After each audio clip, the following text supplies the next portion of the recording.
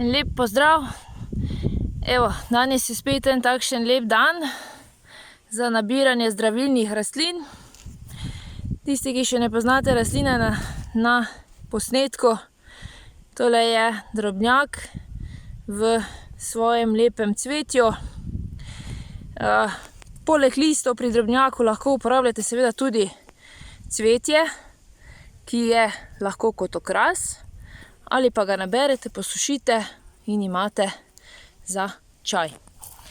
Danes vam bom sicer bolj podrobno predstavila eno drugo rastlino in to je, mislim, da jo že tudi mogoče prepoznate, plahtica. Plahtica je, bom rekla, ena taka sveta ženska rastlina. Raste drugače nekje v višjih legah, tista, ki je prosto rasteča, nekje bolj na takih, bom rekla, bolj na vlažnih travnikih. Tale, ki jo vidite pa na posnetku, pa je tista, ki jo imamo ponavadi doma kot gojena, vendar kljub temu ima zelo primerljive zdravilne učinke z divje rastočo. Divje rastočo pustimo rajši, naj raste v naravi, da je ne iztrebimo preveč.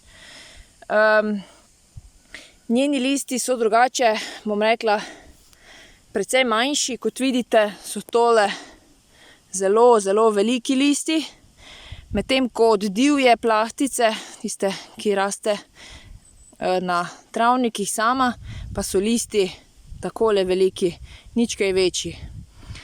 Cveti pa isto rumeno kot ta, ki jo imamo doma gojena. Tale je sicer še malenkost zaprta, v nekje zadnjih dneh, v naslednjih dneh se bo počasi začela odpirati.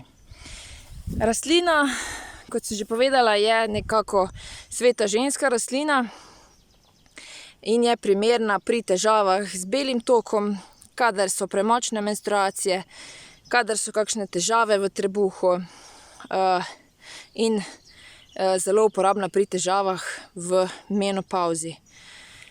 Zelo se priporoča tudi mladim mamicam pred porodom in pa po porodu, saj krepi maternico, pa tudi nekako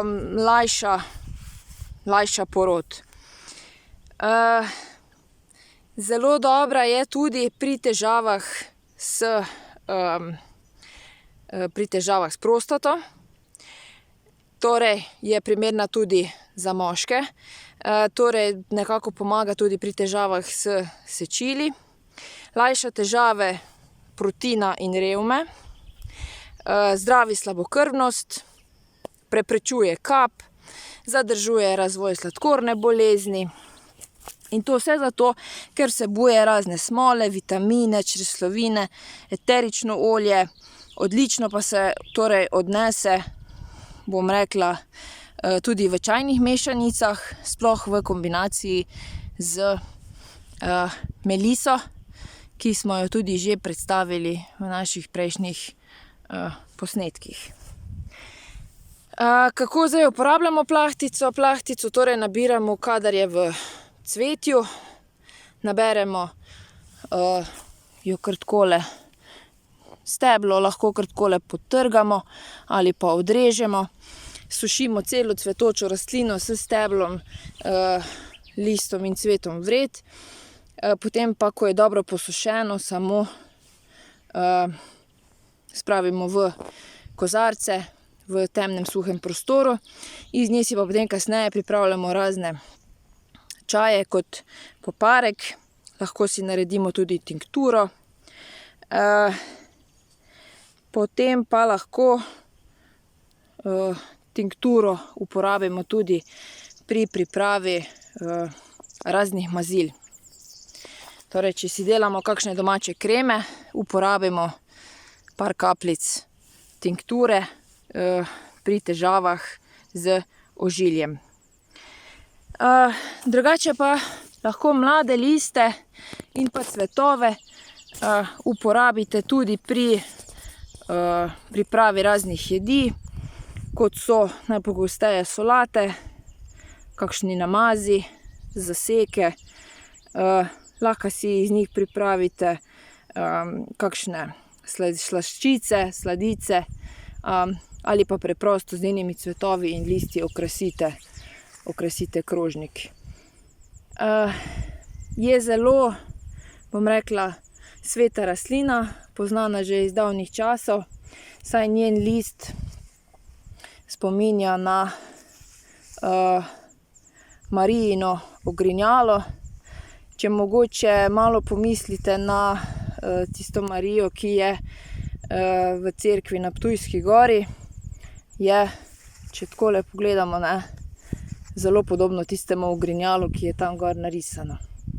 Torej, njene zdravilne učinkovine in simbol izhaja že iz davnih let.